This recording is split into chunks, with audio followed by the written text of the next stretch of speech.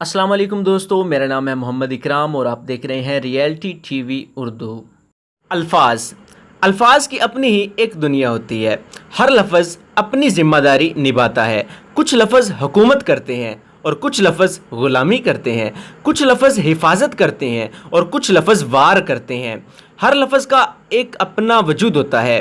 جب سے میں نے لفظوں کو پڑھنے کے ساتھ ساتھ سمجھنا شروع کیا تو میری سمجھ میں یہ آیا، لفظ صرف معنی نہیں رکھتے، یہ تو دانت بھی رکھتے ہیں جو کاٹ لیتے ہیں، یہ ہاتھ بھی رکھتے ہیں جو گریبان کو پھڑوا دیتے ہیں، یہ پاؤں بھی رکھتے ہیں جو ٹھوکر لگا دیتے ہیں۔ اور ان لفظوں کے ہاتھوں میں لہجے کا اسلحہ تھما دیا جائے تو یہ وجود کو چھلنی کرنے پر قدرت رکھتے ہیں۔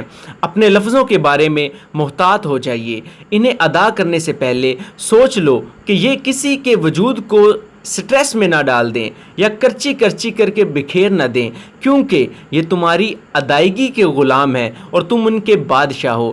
تم جو سوچو گے وہی تم ادا کرو گے، تو پہلے تولو پھر بولو۔ اور بادشاہ اپنی رعایا کا ذمہ دار ہوتا ہے اور اپنے سے بڑے بادشاہ کو جوابدہ بھی ہوتا ہے۔ یعنی کہ دوستو، آپ نے جب بھی کسی کے ساتھ سخت لہجہ اختیار کرنا ہے تو سب سے پہلے آپ نے اپنے لفظوں پر توجہ کرنی ہے۔ پہلے آپ نے تولنا ہے پھر بولنا ہے۔